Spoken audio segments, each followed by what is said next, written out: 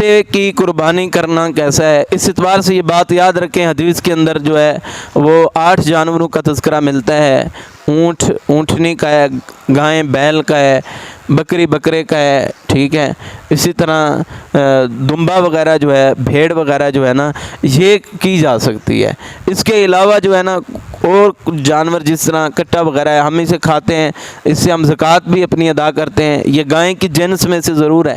لیکن آپ یہ بات یاد رکھیں کہ جو مصطفیٰ صلی اللہ علیہ وسلم کی زبان مبارک سے جو لفظ نکلے ہیں ان پہ عمل کرنا زیادہ افضلیت کے حامل ہے، ان پہ عمل کریں۔ وہ جانور موجود ہیں، جب گائیں بھینس جو ہے، گائیں وغیرہ، اونٹ بکری وغیرہ جو ہے یہ موجود نہ ہوں، یہ جو جانور رسول اللہ صلی اللہ علیہ وسلم نے جو 8 جانور بتائیں یہ موجود نہ ہو تو پھر آپ کٹے کی بھی قربانی کر سکتے ہیں۔ جب وہ جانور موجود ہیں تو اسی کو ترجیح دینی چاہیے۔ اس کے علاوہ اگر کوئی بندہ قربانی کرتا ہے اپنے اجتہاد قیاس کی وجہ سے کرتا ہے، ہم یہ نہیں کہہ سکتے کہ اس کی قربانی نہیں ہے، نہ ہی ہم اس پہ کوئی فتویٰ لگا سکتے ہیں۔